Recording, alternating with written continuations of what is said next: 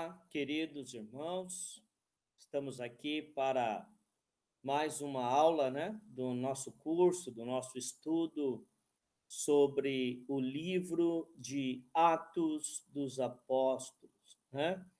Vamos para a aula 2.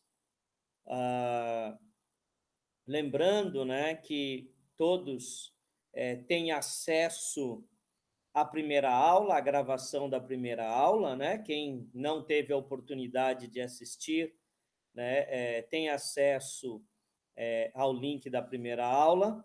E hoje nós vamos transmitir a segunda aula, né? Na primeira aula, nós demos informações introdutórias, contextuais do livro de Atos dos Apóstolos. Falamos sobre autoria, datação, local, né? Vimos um pouquinho do mapa, né? Que vai por onde a gente vai caminhar no livro de Atos dos Apóstolos, principalmente quando chegarmos nas viagens missionárias de Paulo, né? E então a gente teve a primeira aula um caráter bem introdutório, né? Com informações bem que nos dão base para ajudar a compreensão, na compreensão desse livro, importante livro escrito pelo evangelista Lucas, né? Lucas, ele escreveu o seu evangelho, que leva o seu nome, e escreveu também o livro de Atos dos Apóstolos. É interessante notar, irmãos, que quando ele inicia o Evangelho de Lucas, ele escreve a Teófilo e chama Teófilo de excelentíssimo Teófilo, mostrando que Teófilo devia ser uma pessoa muito importante, né? Uma pessoa que devia ocupar um cargo, uma pessoa de muitas posses, né? E também demonstra uma certa distância dele para Teófilo, né? Você não chama um amigo de excelentíssimo, né? Agora, já no livro de Atos dos Apóstolos, a gente percebe que Lucas já não se refere mais a Teófilo como excelentíssimo, né? Então, isso pode nos indicar o quê? Que após o Evangelho de Lucas, da leitura do Evangelho de Lucas, de um tempo passado, depois que Teófilo recebeu o Evangelho de Lucas, quando ele recebe o livro de Atos, ele já devia ser um cristão e uma pessoa já mais próxima de Lucas, que Lucas já o tinha como um irmão na fé, né? Por isso que às vezes algumas pessoas, né, algumas até denominações desprezam, né, esse estudo introdutório dos livros bíblicos, e olha como a gente percebe como esses livros, esses estudos introdutórios de contextualização, eles nos mostram coisas interessantes que não estão escritas, né, nos relatos bíblicos. Né? Por exemplo, como nós dissemos na aula passada, né, Lucas era uma pessoa muito capacitada, era um médico, e ele pega toda a capacitação que tem e converge para melhor servir o reino de Deus, né? Mostrando que nós podemos estudar, nós podemos fazer faculdade, nós podemos fazer mestrado, doutorado, nós podemos exercer bem a nossa profissão e podemos também usar todo o conhecimento adquirido, mesmo conhecimento secular, podemos usar isso a serviço do reino de Deus. Por exemplo, eu trabalho há quase 25 anos na Universidade de São Paulo, e toda a experiência que eu adquiri na Universidade de São Paulo, eu aplico na minha vida eclesiástica. Por exemplo, nós temos as reuniões de presbitério. Eu fui durante muitos anos secretário executivo do presbitério, pela minha facilidade em lidar com a papelada, em lidar com livros de atas, e lidar com envio de documento. É você pegar aquela experiência que você tem da vida secular e aplicá-la a serviço do reino de Deus, né? E nós podemos fazer isso perfeitamente, que será muito bem-vindo no serviço ao Senhor. Mas já falei demais, né? Vamos iniciar a projeção do PowerPoint do nosso estudo de hoje, da nossa aula de hoje, aula 2 do estudo de Atos dos Apóstolos. Depois nós temos um grupo no WhatsApp, né, de discussão, de debate, e você vai poder ali colocar as suas dúvidas, colocar os seus comentários, as suas contribuições após assistir essa aula, né? Tá bom? Então vamos lá, vamos projetar a nossa aula.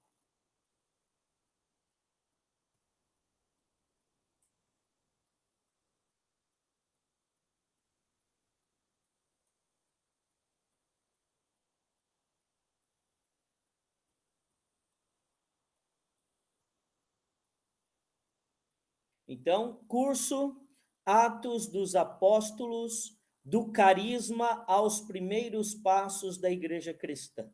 A gente já explicou na aula passada por que do carisma, né? A gente vai rever aqui os objetivos gerais do estudo, tá bom? Apresentar aos alunos as informações contextuais, data, autoria, locais e cultura. Já vimos isso na aula passada. O livro da terceira pessoa da Trindade, falamos um pouquinho sobre isso, né? O livro de Atos dos Apóstolos é conhecido como o livro do Espírito Santo, né? Começamos a falar e vamos mergulhar um pouco mais nisso, né? A formação da igreja cristã, né? Ele vai dar aí para a gente, né? Como que a igreja foi se desenvolvendo, né? A vida dos apóstolos, principalmente Pedro e Paulo, né? E alguns colaboradores no ministério desses apóstolos, né?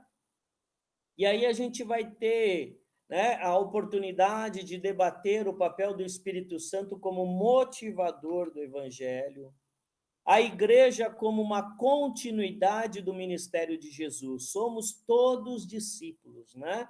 A igreja é uma continuidade, e o autor de Atos, quando ele escreve o Evangelho que fala sobre a vida de Jesus, e ele escreve Atos dos Apóstolos, que conta o desenvolvimento da igreja, ele mostra, né, que a igreja é uma continuidade do ministério de Jesus, né? A primeira parte do estudo, né, informações preliminares e o contexto de Atos dos Apóstolos, né? A igreja como continuidade do ministério de Jesus, a pregação de Pedro, os convertidos, como vivia a igreja e as falsas conversões, Ananias e Safira, e a conversão de Saulo. A aula 1 nós já tivemos, né? Nós trabalhamos alguns pontos que vocês estão vendo, para que essa aula não se estenda e a gente deixe de passar as informações necessárias para a aula 2, nós não vamos comentar o que já foi dito na primeira aula, né? Aqui um mapa ao qual eu fiz referência a vocês, né? Então, nós estamos aqui só repassando aqui no PowerPoint o conteúdo da primeira aula, né?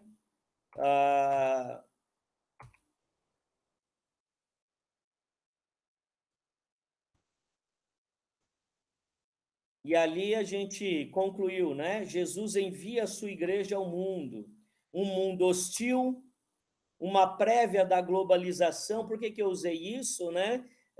porque graças ao Império Romano, a gente tem ali no século I um mundo que podemos dizer dentro, né, considerando as características do século I, que é bem diferente de hoje, né, era, de uma certa forma, um mundo globalizado, né?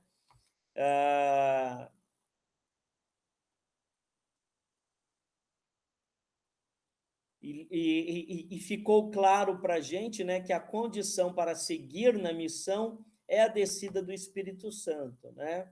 Então, isso mostra o quê? Uma dependência absoluta do Espírito Santo. A coragem para confessar a Cristo, né? Então, assim, nós fechamos a aula 1.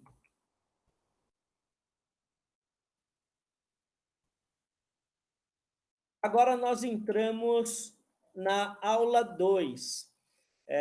Eu pedi para que a igreja lesse até o capítulo 9 do livro de Atos dos Apóstolos, mas nós vamos, nessa aula, né, nós não vamos conseguir fechar a primeira parte que nós apresentamos no início da lição, né, no domingo passado.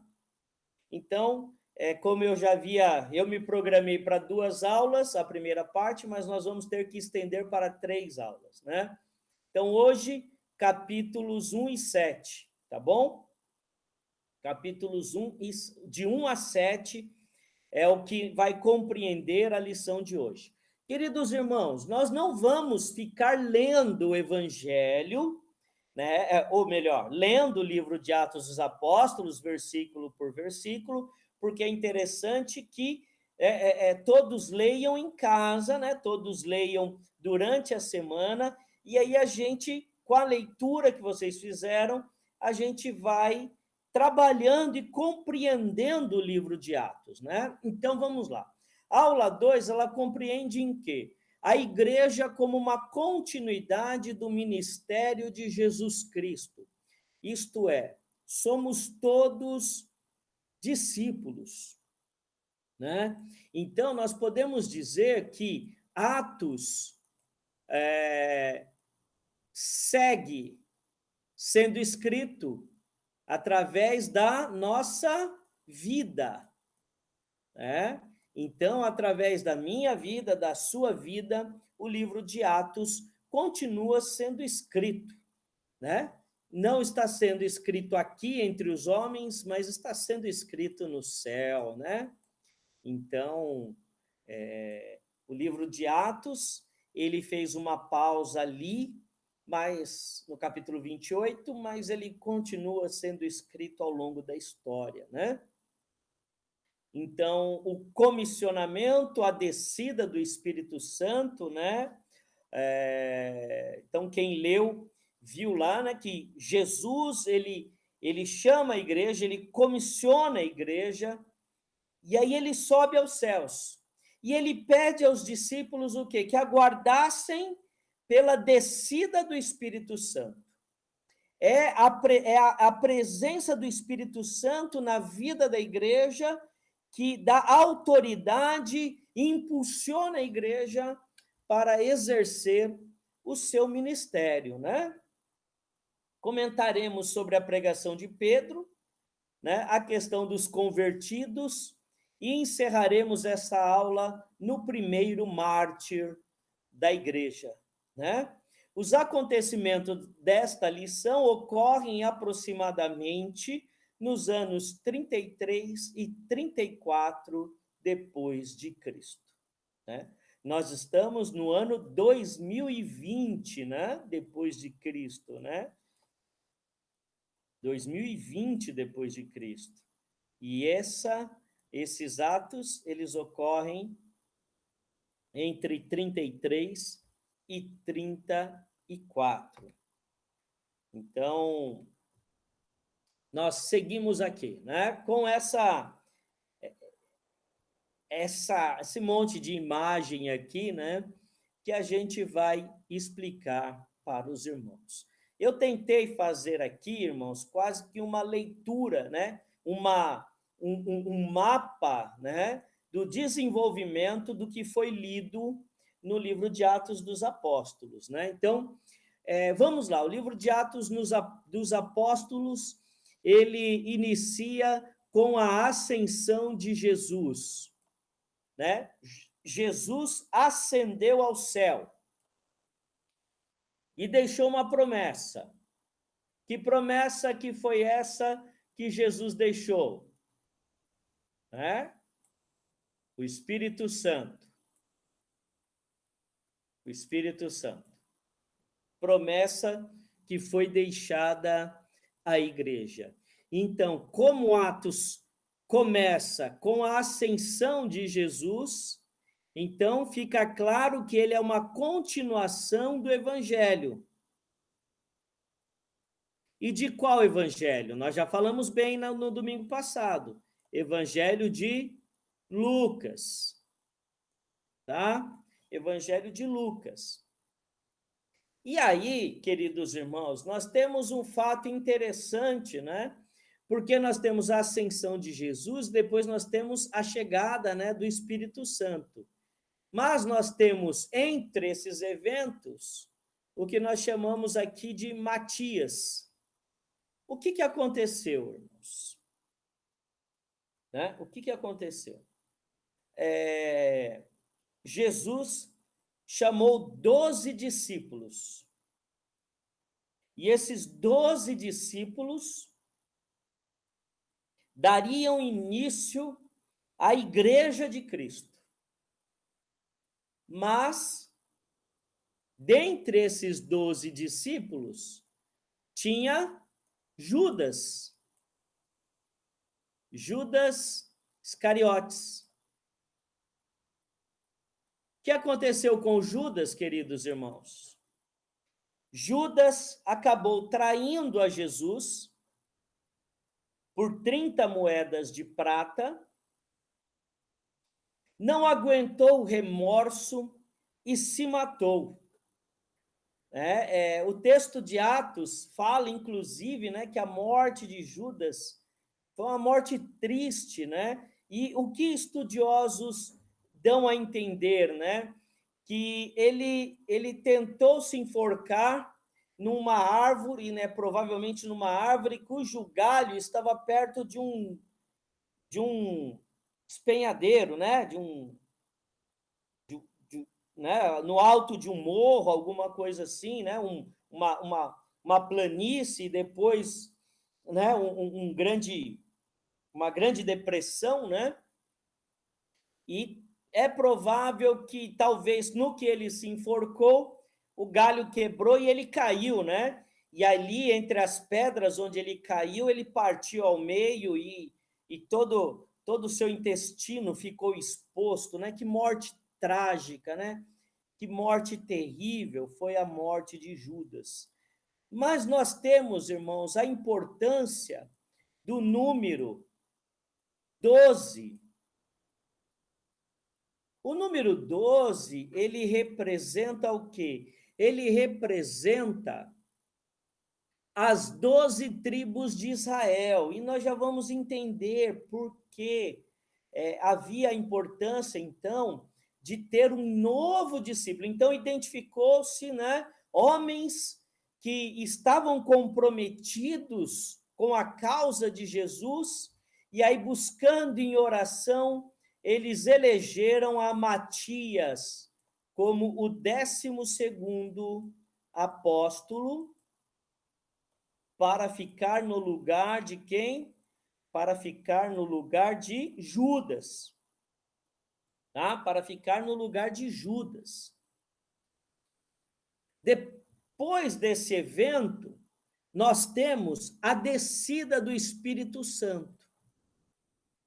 Então, o que acontece, irmãos? Nós precisamos entender. Na época em que o evangelho estava sendo proclamado, um dos questionamentos que as religiões sofriam eram religiões novas, que não tinham uma raiz. Não tinha uma raiz.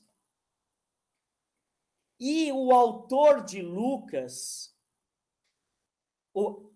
Lucas, o autor de Atos dos Apóstolos, ele vai construindo o livro de Atos dos Apóstolos para mostrar que o cristianismo não era um rompimento com a tradição veterotestamentária. Nossa, pastor, que palavra difícil, nunca ouvi essa palavra. Alguns ouviram. Veterotestamentária é tradição do Antigo Testamento, né?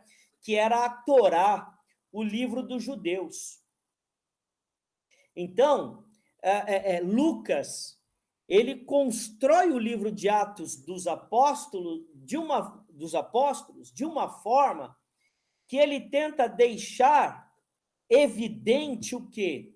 Que o cristianismo, que aquele movimento não era algo que estava surgindo ali, que estava surgindo naquele momento, né? Mas ele estava fundamentado no Antigo Testamento, que não era chamado de Antigo Testamento naquela época. Era chamado de quê? Era chamado de Torá, né? Era o livro do judeu, Torá, que também era chamado de Lei e Profetas, né? Lei e Profetas. Era o livro sagrado do judeu. Então, quando você nomeia mais um apóstolo para ficar no lugar de Judas, você mantém a tradição dos 12 apóstolos, que está vinculada às 12 tribos de Israel. Tá? Então, Lucas teve esse cuidado. Jesus mesmo, na sua pregação, ele diz o quê? Não vim revogar a lei,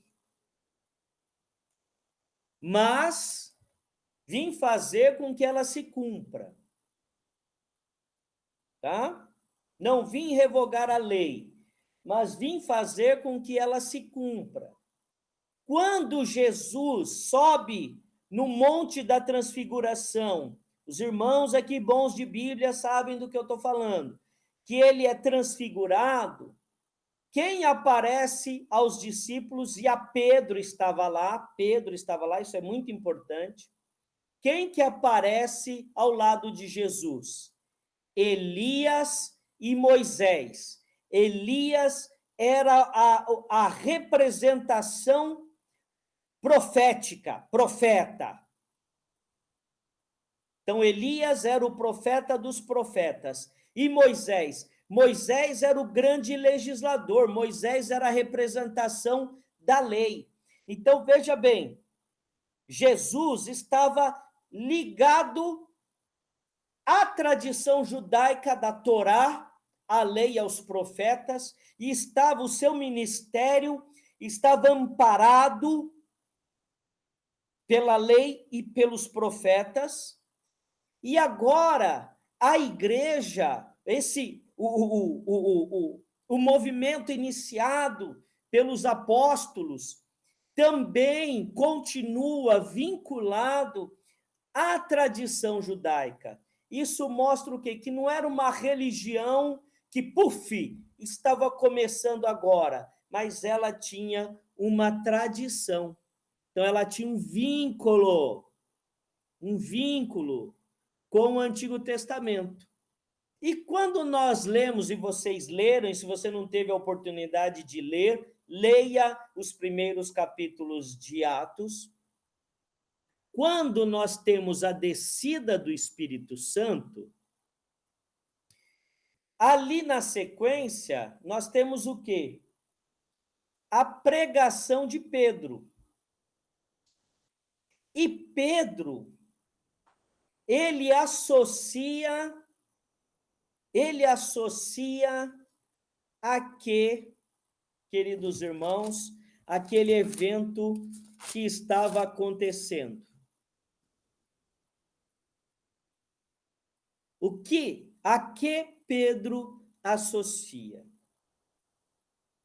Pedro diz assim, queridos irmãos: então Pedro se levantou junto com os 11 e, erguendo a voz, dirigiu-se à multidão nestes termos: homens da Judéia e todos vocês que moram em Jerusalém, tomem conhecimento disto e prestem atenção no que vou dizer. Estes homens não estão bêbados, como vocês estão pensando, porque são apenas 9 horas da manhã. Mas o que está acontecendo é o que foi dito por meio do profeta Joel. E acontecerá nos últimos dias, diz Deus, que derramarei o meu espírito sobre toda a humanidade. Os filhos e as filhas de vocês profetizarão, os seus jovens terão visões, e os seus velhos sonharão. Até sobre os meus servos e sobre as minhas servas derramarei o meu espírito naqueles dias, e profetizarão. Mostrarei prodígios em cima no céu e sinais embaixo na terra. Capítulo 2, eu li dos versos 14 até o verso 19, tá? Vocês leram em casa, se não leram, terão oportunidade de ler. Então, o que está acontecendo aqui? Pedro, que estava no Monte da Transfiguração com Jesus, que era um judeuzão daqueles, aquele judeu mais assim, ferrenho, né? Aquele cara ali, firme na questão da lei, dos preceitos, dos costumes. Ele viu que Jesus aparece transfigurado ao lado de Elias e Moisés. Elias e Moisés eram duas pessoas que, ao lado de Abraão, Isaque, Jacó e Davi, eram os principais nomes da história dos judeus. Então, veja bem, Pedro, ele vincula aquele evento que marca a explosão da igreja, a explosão no sentido de que o Espírito Santo vem, toma aquelas pessoas, encoraja aquelas pessoas e faz com que aquelas pessoas saiam para proclamar o nome de Jesus e o Evangelho. Nós consideramos, quando estudamos a história da igreja, como o evento que inicia a igreja. Pentecostes. O texto que nós lemos faz referência ao dia de Pentecostes. Eles estavam celebrando a festa de Pentecostes, que ocorre logo depois da Páscoa. E o que havia acontecido na Páscoa? A morte e a ressurreição de Jesus. E agora, no Pentecostes, era uma festa judaica, nós vemos a descida do Espírito Santo, o cumprimento da promessa que havia sido feita por Jesus lá no início do livro de Atos. E Pedro, então, ele pega esse evento e faz uma leitura desse evento. A pregação de Pedro faz a leitura deste evento como sendo o quê? O cumprimento de uma promessa. O cumprimento de uma promessa. Uma promessa da Torá. Uma promessa que estava no livro dos judeus, do profeta Joel. Percebam, como as coisas vão acontecendo. Então, a gente vê o total vínculo dessa nova religião, o cristianismo, com a religião judaica, a Torá. Depois da descida do Espírito Santo, nós temos início uma nova comunidade de fé. Do discurso de Pedro, nós temos a conversão de 3.000 pessoas que são batizadas. O que Lucas quer mostrar com isso? Que havia uma força extraordinária na mensagem pregada por Pedro. Né? Verso 22 do capítulo 2. Israelitas, escutem o que vou dizer. Jesus, o Nazareno, homem aprovado por Deus diante de vocês com milagres, prodígios e sinais, os quais o próprio Deus, e aí ele usa para se referir a Deus a palavra Elohim, que é como o judeu chamava o seu Deus. Olha o vínculo, olha a ligação. Realizou entre vocês por meio dele, como vocês mesmos sabem. A este, conforme o plano determinou e a presciência de Deus, vocês mataram, crucificando-o por meio de homens maus. Porém, Deus o ressuscitou, livrando-o da agonia da morte, porque não era possível que fosse retido por ela. Porque Davi fala a respeito dele, dizendo: eu sempre via o Senhor diante de mim, porque ele está à minha direita, para que eu não seja abalado. Por isso o meu coração se alegra e a minha língua exulta. Além disto, também a minha própria carne repousará em esperança, porque não deixarás a minha alma na morte, nem permitirás que o teu santo veja a corrupção.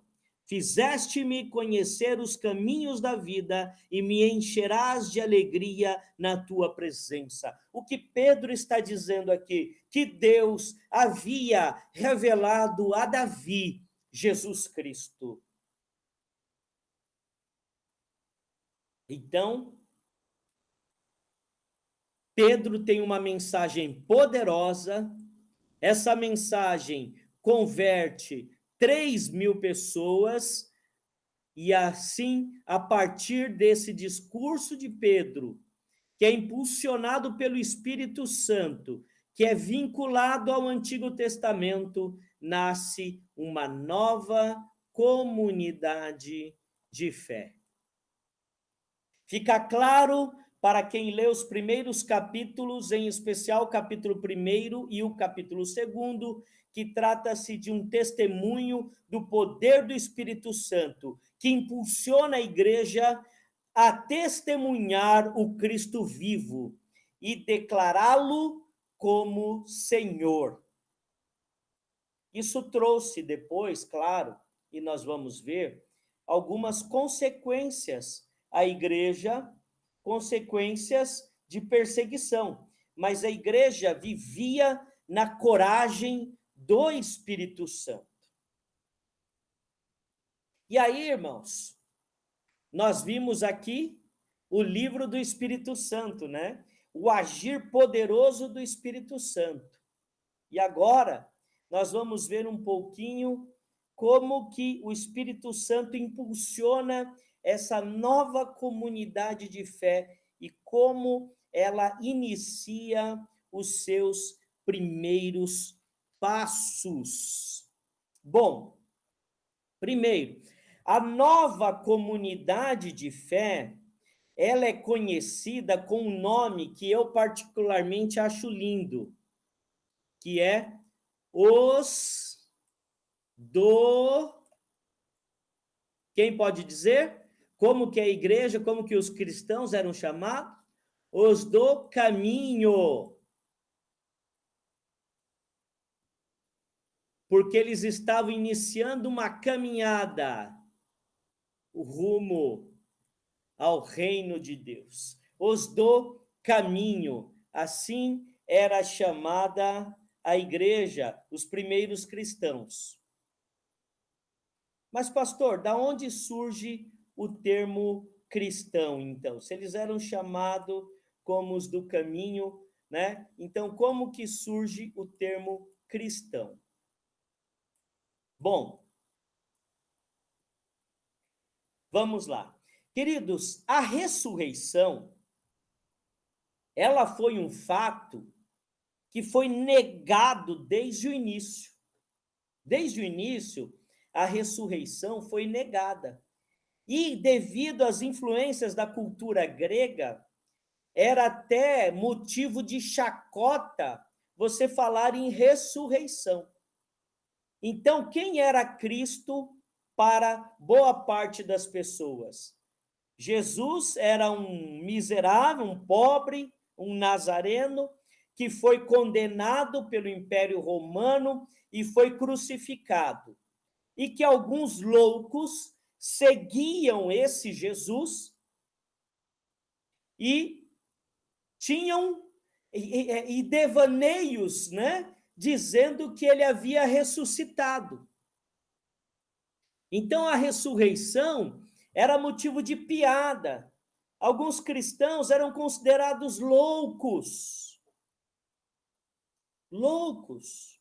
Por isso que Paulo fala muitas vezes a loucura do evangelho, né? Ele fala que a sabedoria dos homens é loucura para Deus, né? Mas para esses homens o evangelho é loucura. Então, o termo cristão, ele tem no início, queridos irmãos, prestem atenção no que eu vou falar.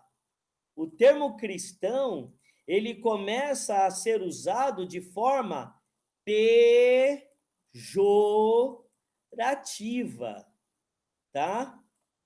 Pejorativa. Então, quando você queria ofender alguém, você chamava essa pessoa de cristão. Ela era pejorativa. Mas acabou que, com o passar do tempo, né, os do caminho assumiram esse título pejorativo para a vida deles, porque eles eram cristãos, sim, eles eram seguidores de Cristo, sim, e não importa o que os outros dissessem.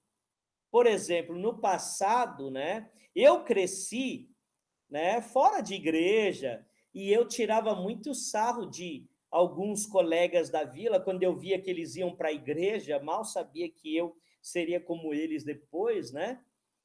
Mas eu zoava, lá vai o crente, né? Lá vai o crente, fazia várias piadinhas sobre isso.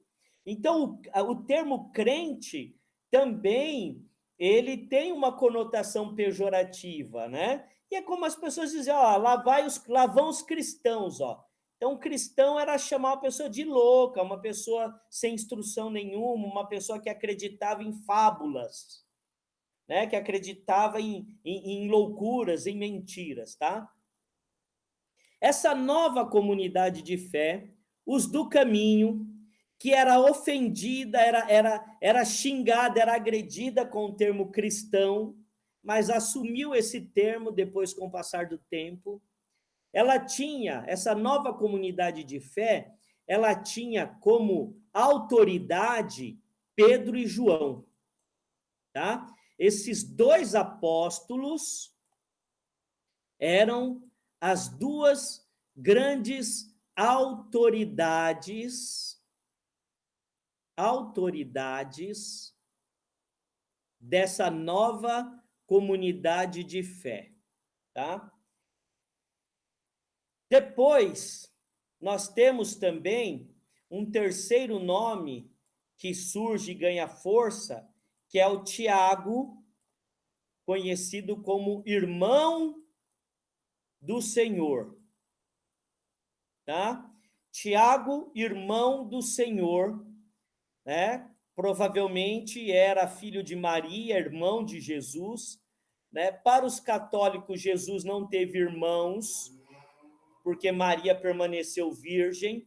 Então, eles dizem que há uma variação pequena na palavra usada para se referir a irmão e primo. Então, provavelmente eram primos de Jesus, que eram muito próximos, mas eu entendo que eram irmãos, que Maria acabou tendo uma vida normal com Jesus, com José, e teve outros filhos. E Tiago, irmão de Jesus, se torna um grande, porque aí, irmãos, nós estamos falando dos primeiros passos. Depois, essa nova comunidade de fé que vai se espalhando, nós vamos ter a igreja de Jerusalém, e Tiago passa a ser o grande líder da igreja de Jerusalém. Mas Pedro e João são as duas primeiras grandes autoridades da igreja cristã, daqui de Atos dos Apóstolos, tá? E aí vocês que foram lendo, quem não leu vai ler, vocês vão ver que nessa história, nesses capítulos, tem o caso do coxo, né? O coxo na porta de Jerusalém, que é um grande milagre, né?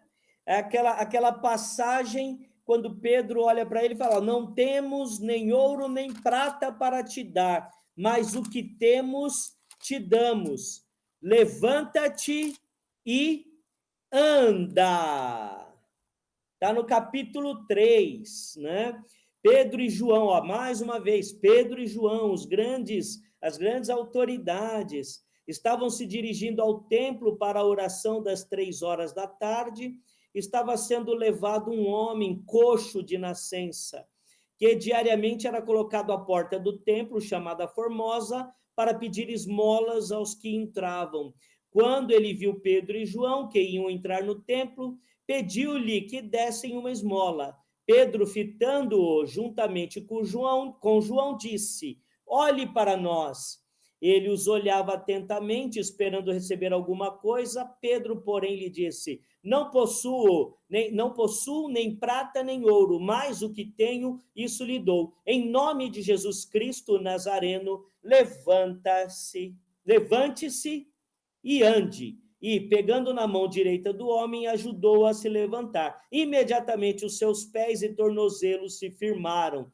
E, dando um salto, ficou em pé, começou a andar e entrou com eles no templo, pulando e louvando a Deus. Por que, então, Lucas relata esse evento? Né? Qual a intenção desse evento estar relatado aqui?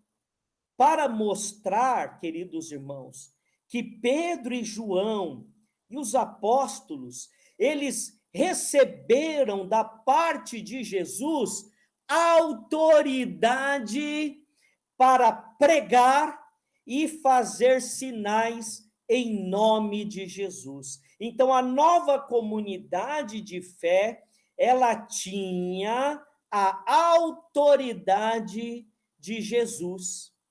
Em nome de Jesus, levante-se e ande. E ele foi curado maravilhosamente e dava glória a Deus. E dava glória a Deus. Tá? Então, veja bem que Lucas se atentou a este evento, a este acontecimento, e inclui na narrativa de Atos intencionalmente. Queridos irmãos, nós precisamos entender que o livro de Atos, ele não é apenas um contar de história. Ele parece um livro histórico, mas não é, ele é uma carta.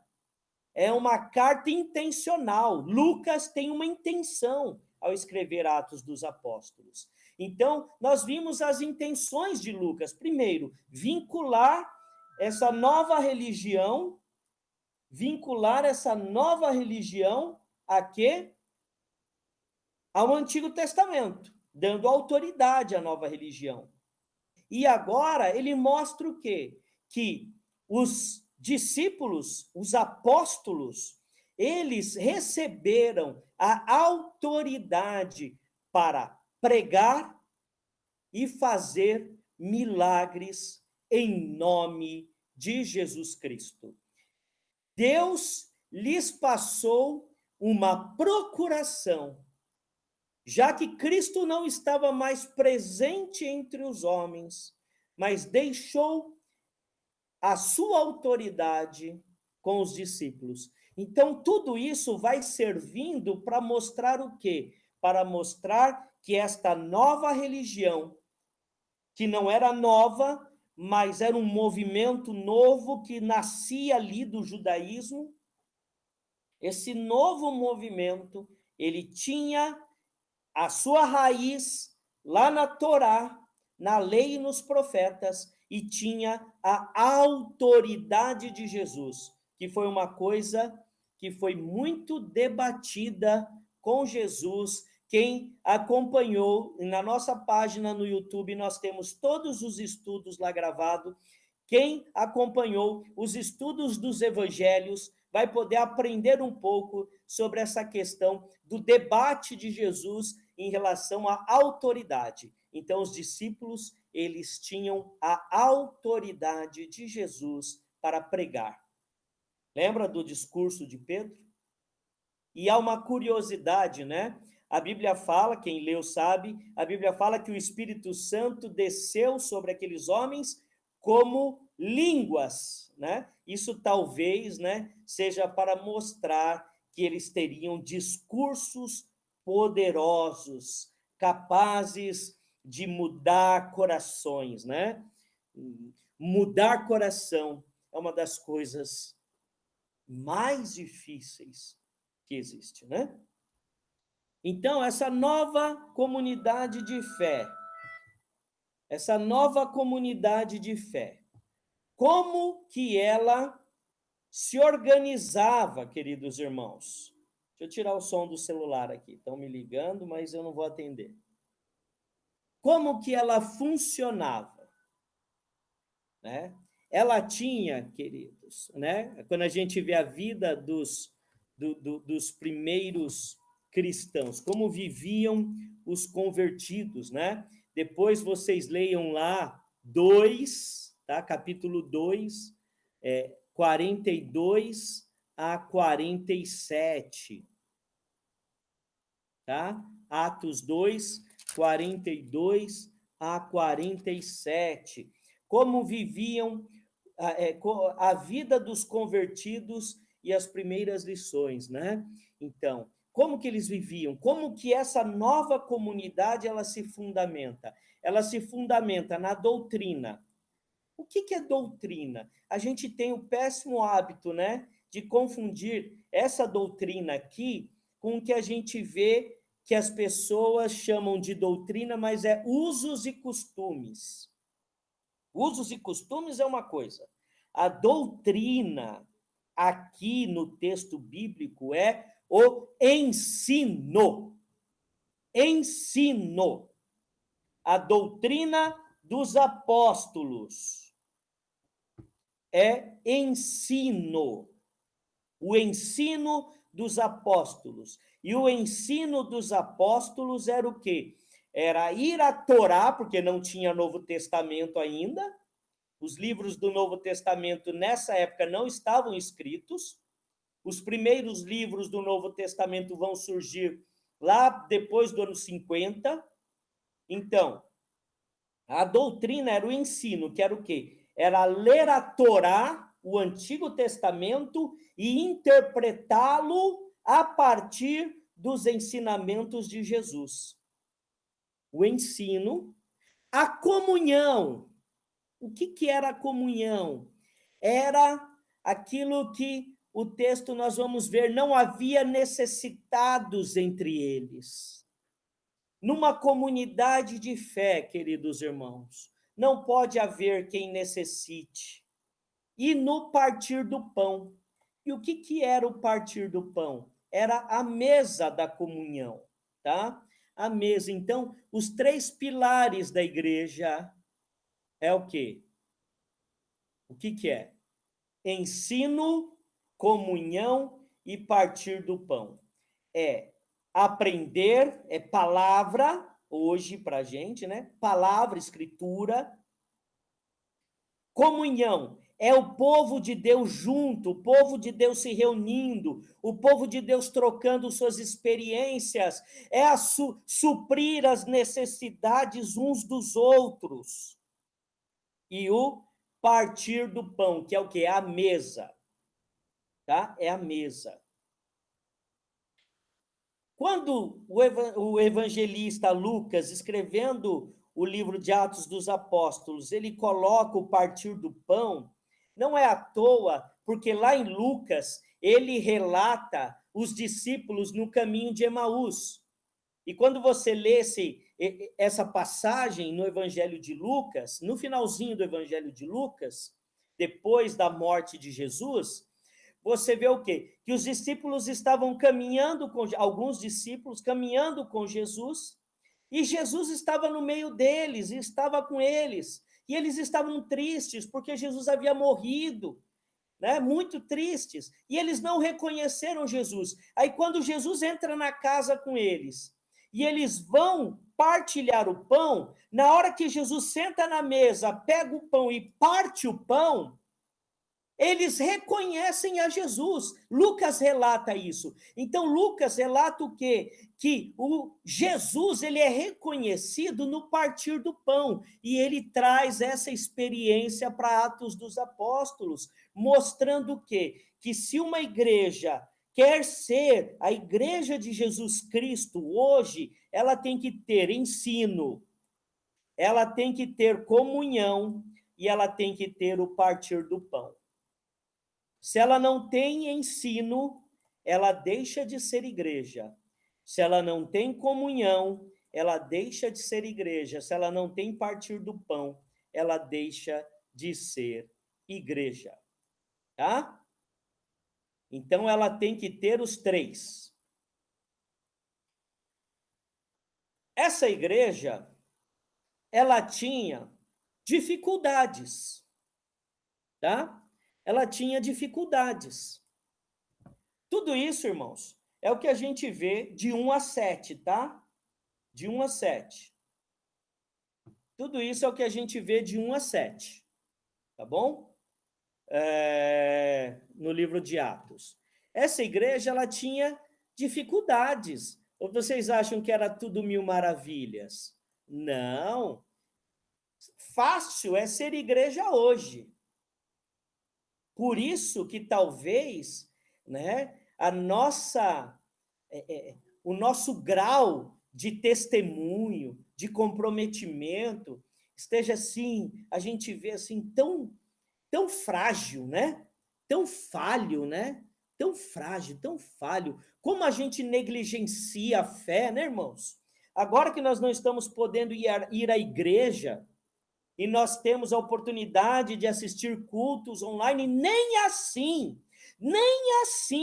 que a gente pode assistir o culto e participar da comunhão com os irmãos, da nossa casa, do nosso sofá, do conforto da nossa cama. Tem gente que está na cama e liga o celular e assiste o culto e participa da... Nem assim as pessoas acessam, né? Nem assim.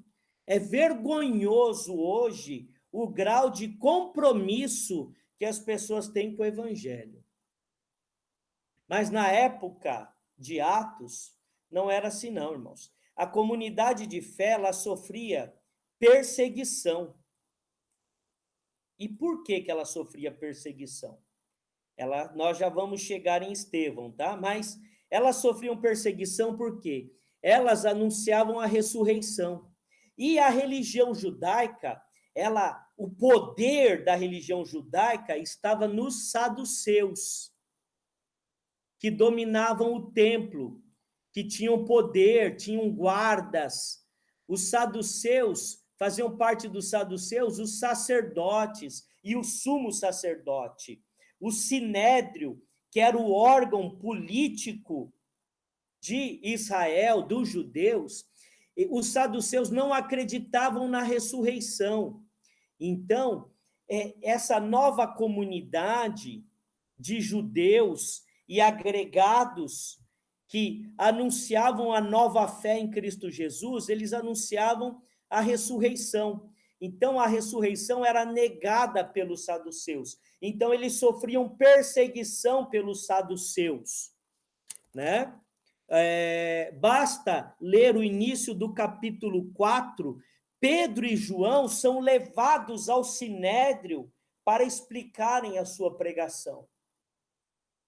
Então, eles sofriam perseguição. Outra perseguição também que eles vão sofrer, e isso vai acontecer ao longo, nós veremos mais à frente, é Jesus é o Senhor. Naquele mundo, César era o Senhor, mas os cristãos não aceitavam nenhum outro senhorio senão o de Jesus. E nós vamos ver também, lendo o livro de Atos, que eles sofriam com a inveja dos religiosos judeus, que também tinham inveja de Jesus, vendo que as pessoas seguiam a Jesus e vendo agora que as pessoas seguiam essa nova doutrina que estava sendo anunciada pelos apóstolos. Então, esse conjunto de coisas, ressurreição, Jesus é o Senhor e inveja, vai ser o motivo da perseguição que a igreja vai sofrer em Atos dos Apóstolos. E essa perseguição ocasiona com o primeiro mártir da igreja, que foi Estevão, que foi apedrejado pelos judeus. Uma outra perseguição é com os judaizantes. Por quê? Nós vamos ver que muitos judeus vão aderir à nova fé, mas esses judeus, eles não entendem que essa nova fé, ela estava acima da lei e preceitos. Quando eu falo lei, queridos, aqui, o judeu entendia como lei um conjunto de regras, preceitos, que eles chamavam de halaká, que nós já estudamos nos evangelhos, tá? Então, fica o convite a você a ir vendo nossos estudos gravados sobre os evangelhos. Então, os judaizantes, eles vão defender o quê? Que se guarde o sábado, eles vão defender a circuncisão, eles vão defender a série de costumes com a questão da alimentação, e mais para frente, aqui isso ainda não está acontecendo, mas vai acontecer lá na frente, depois do evento Paulo. Mas isso é bom vocês terem gravados, que a igreja ela sofre problema com judaizantes também. Tá? Isso não está caracterizado aqui ainda, mas vocês vão ver mais à frente. E ela sofre também dificuldades com os aproveitadores. Então, você acha que aproveitador da fé é coisa nova? Não, não é. Também tinha naquela época. E dentro dos aproveitadores, né, a exemplo aqui da perseguição, nós tínhamos o tema da ressurreição, eles eram perseguidos por causa da ressurreição, eles eram perseguidos por afirmarem que Jesus era o Senhor, tá? E eles eram também perseguidos por conta da inveja. Eles tinham dificuldades com os judaizantes e também eles tinham dificuldade com os aproveitadores. E dentro desse tema aproveitadores, nós tínhamos os falsos convertidos, que nós vamos falar já já, e doutrinas estranhas. Doutrinas estranhas aparecem mais à frente. E falsos convertidos, vocês devem ter lido sobre Ananias e Safira. Isso traz dificuldades à igreja. Então, Lucas, ele vai mostrar para a gente que não foi fácil a vida da igreja para ela se estabelecer e estabelecer a nova fé. Então, a nova comunidade de fé tinha a sua base na doutrina, na comunhão e no partir do pão.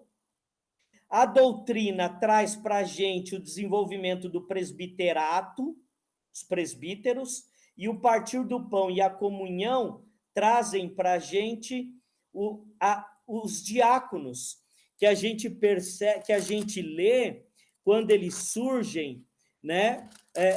No finalzinho da nossa leitura, a escolha dos 7, lá no capítulo 6, a escolha dos diáconos, tá?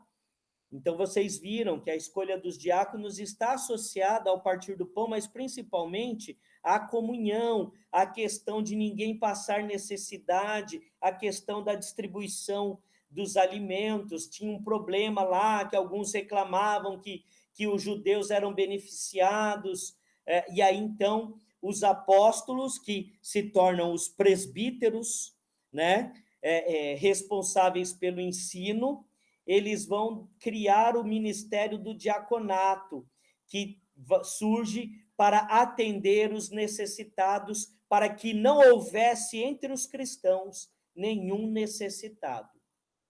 Tá? Então, veja bem, olha como Lucas vai construindo Atos dos Apóstolos, né? E aí, entre essas dificuldades que eu relatei, a gente tem a questão da perseguição, a gente tem a questão dos judaizantes, que vai vir mais à frente, e o apóstolo Paulo vai sofrer, né, perseguição com os judaizantes, vai ter o seu ministério questionado, tá? E os aproveitadores. Bom, quando a gente está lendo o início de Atos dos Apóstolos, surge Barnabé, de Chipre, também conhecido como José das Consolações. Barnabé acaba se tornando um homem, um grande líder da igreja cristã, mesmo não sendo um apóstolo, mas ele é uma pessoa que a Bíblia fala que ele vem de um campo que ele tinha, um terreno, uma propriedade, e doa aos pés dos apóstolos. E aí, nesse embalo, nós temos Ananias e Safira, né? Barnabé, ele surge no capítulo 4, a partir do verso 36.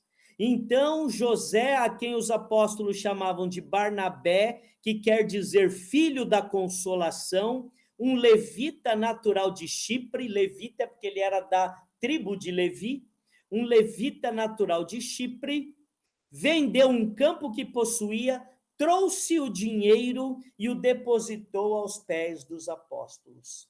E aí surgem os falsos convertidos. Barnabé era um homem com o coração convertido, mas surge também na igreja os falsos convertidos, que o capítulo 5 traz a história do casal Ananias e Safira.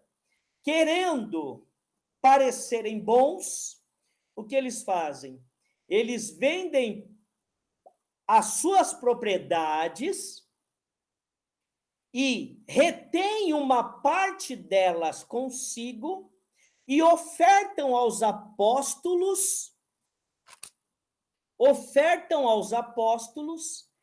parte daquele dinheiro, dizendo que era todo o dinheiro. Falsos convertidos. E aí Pedro os repreende duramente, Pedro os repreende duramente, a ponto que Ananias e Safira, eles morrem diante da nova comunidade de fé.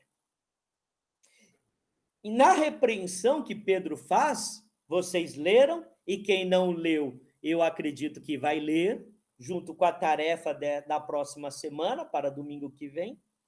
Pedro diz: vocês não precisavam fazer nada disso, vocês não precisavam vender, vocês não precisavam trazer nada, mas o que vocês não podem é enganar o Espírito Santo.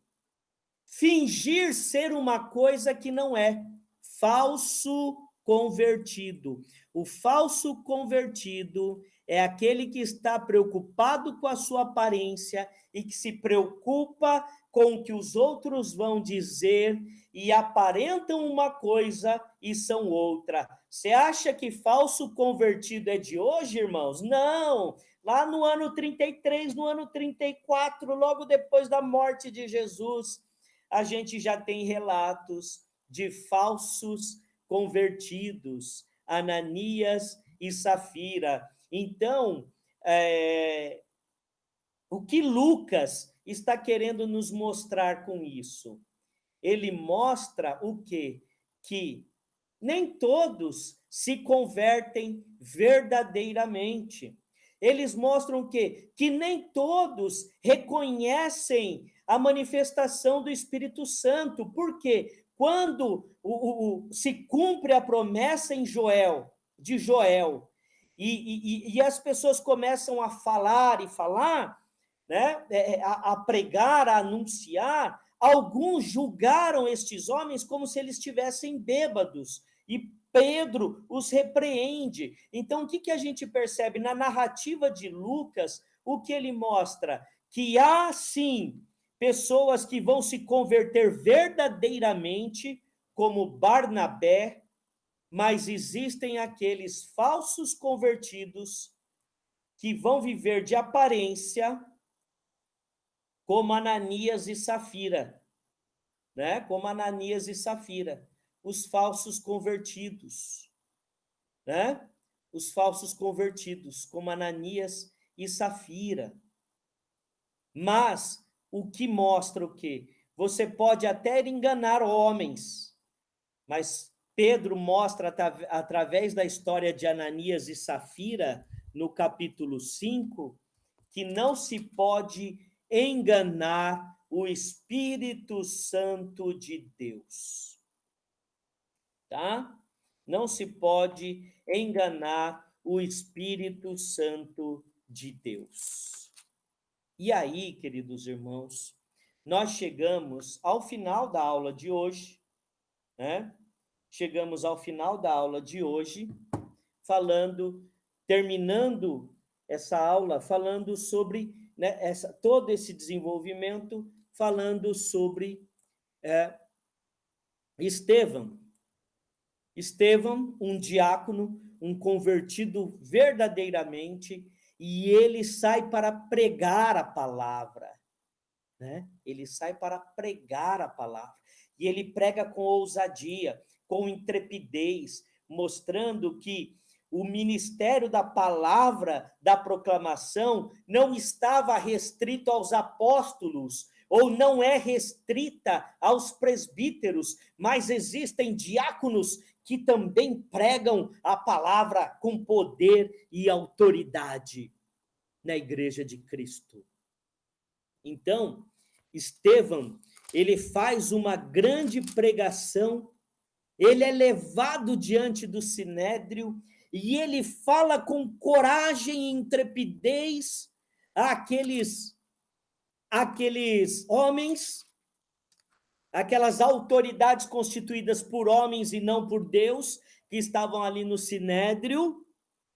E aí, depois da sua pregação no capítulo 7, quem não leu vai ler, né? A gente lê aqui a partir do verso 54 do capítulo 7. Ao ouvirem isto, os sacerdotes, os líderes religiosos, ao ouvirem isto, ficaram com o coração cheio de raiva e rangiam os dentes contra ele. Olha como a religião pode gerar ódio quando ela não está no centro dela Jesus Cristo. Mas Estevão, cheio do Espírito Santo, fitou os olhos no céu e viu a glória de Deus e Jesus, que estava à direita de Deus. Então disse: eis que vejo os céus abertos e o Filho do Homem em pé à direita de Deus. Eles, porém, gritando bem alto, taparam os ouvidos e unânimes avançaram contra ele e, expulsando-o da cidade, o apedrejaram. Olha o ódio da religião, irmãos. Olha a religião judaica ali, naquele momento. Olha o ódio. Olha o ódio. E apedrejaram. As testemunhas deixaram as capas deles aos pés de um jovem chamado Saulo. E enquanto o apedrejavam, Estevão orava, dizendo: Senhor Jesus, recebe o meu espírito. O primeiro mártir da história da igreja, Estevão. E ele ali sendo apedrejado por pregar a palavra, ele diz: Senhor Jesus, recebe o meu espírito. Então, ajoelhando-se, gritou bem alto: Senhor, não os condenes por causa deste pecado. E depois que ele disse isto, morreu. Ele ainda intercedeu a Deus por aqueles que lhes atiravam pedras.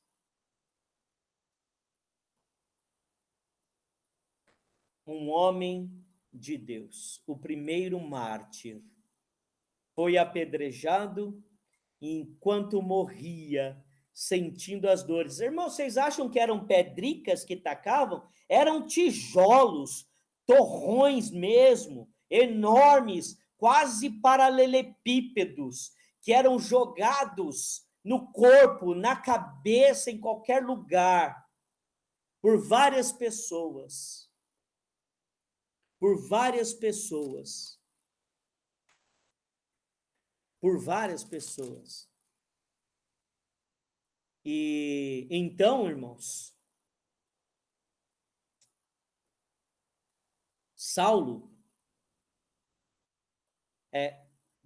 Lucas relata a morte do primeiro mártir da igreja.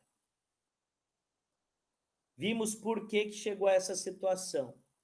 Porque ele anunciou a ressurreição, ele falou que Jesus era Senhor e havia inveja contra os cristãos. Tá? Então, a inveja, irmãos, ela gera ódio, tá? E Estevão, então, morre ali.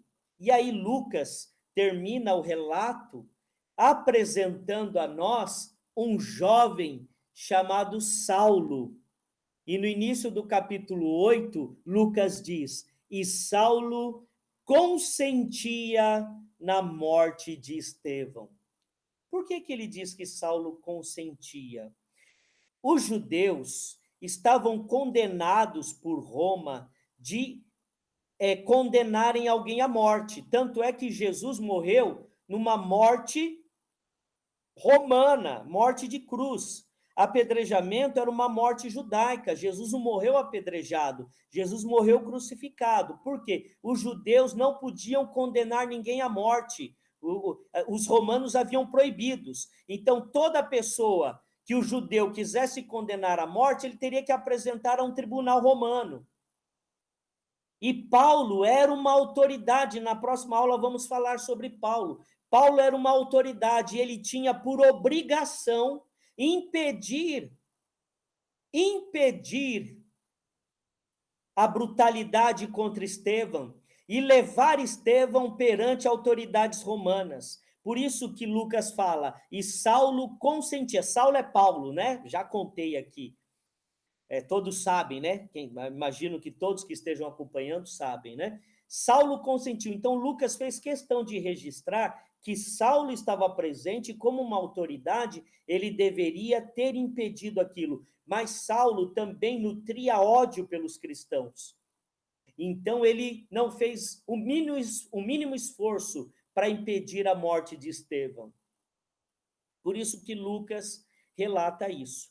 Então, nós terminamos a segunda aula aqui, irmãos, né? Então, o fechamento da aula, né? A igreja é fruto do Espírito Santo, a promessa de Jesus, tá? Então, o Espírito Santo é o grande combustível da igreja, né? A igreja, ela dá continuidade ao ministério de Cristo. A autoridade de Cristo é transferida. O nome de Jesus é como se fosse uma procuração. A nova fé se dá em torno de que Jesus é o Senhor.